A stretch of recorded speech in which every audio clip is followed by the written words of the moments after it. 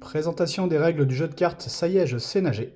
Le but du jeu est de poser les 6 cartes progression en terminant par la numéro 6, peu importe l'ordre de 1 à 5. Ce jeu de cartes Ça y est, je sais nager est inspiré du livre du même nom. Les éditions Caraquois proposent également 2 autres livres, Camille découvre la piscine et Camille nage à la piscine.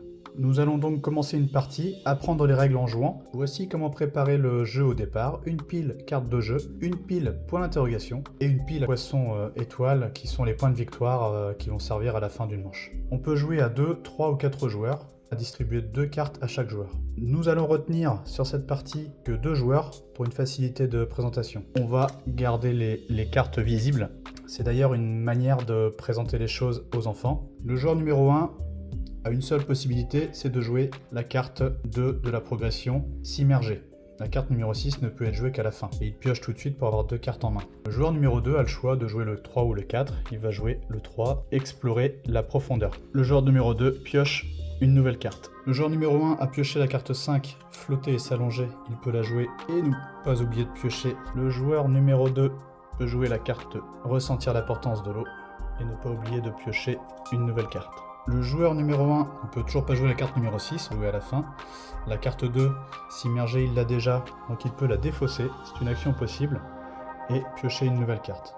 Le joueur numéro 2 peut jouer sa progression numéro 5, flotter et s'allonger, il n'oublie pas de piocher une nouvelle carte. Le joueur numéro 1 ne peut pas jouer l'une des 2 cartes 6, il se défausse et pioche une nouvelle carte. Le joueur numéro 2 a 2 cartes frayeur, on va voir ce que c'est. La carte frayeur permet d'aller attaquer entre guillemets une progression du joueur adverse. En tout cas, il va lui mettre une frayeur. Donc sur la carte numéro 2, parce qu'il ne l'a pas déjà, il va lui placer une frayeur devant. Le joueur numéro 1 va voir s'il a confiance, s'il garde sa progression ou s'il a un blocage à cause de cette petite frayeur de passage. Voilà, il a la confiance et les encouragements du maître nageur.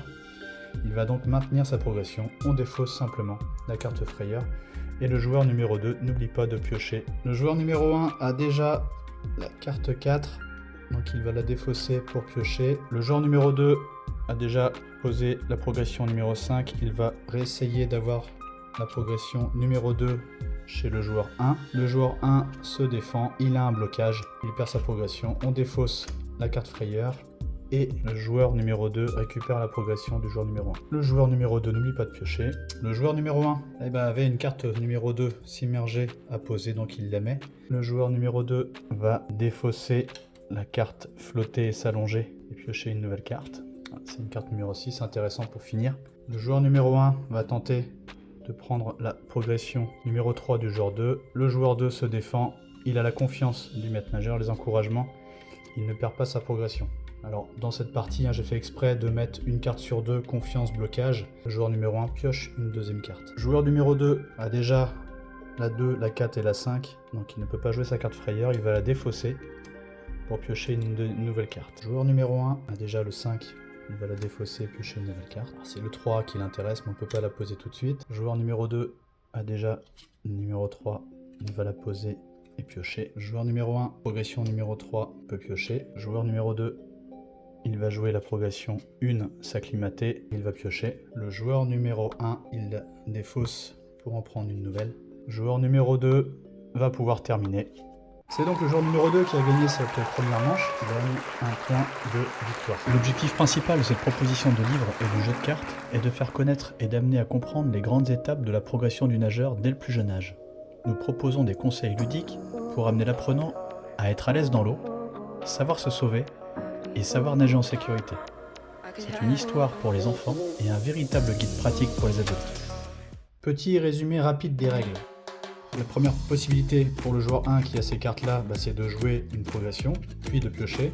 Deuxième possibilité pour le joueur numéro 1 qui a une carte frayeur, c'est d'aller chercher à prendre la progression de joueur en face. Autre possibilité comme action, c'est de venir échanger une carte de la défausse à condition que ce soit une progression, pour la prendre et la mettre directement dans son jeu, puis piocher pour toujours avoir 2 cartes en main.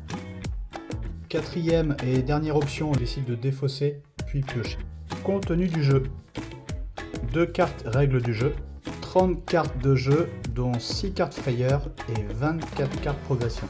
6 cartes point d'interrogation, 5 cartes poisson étoile, durée d'une manche 5 à 10 minutes, Durée d'une partie, environ 30 minutes.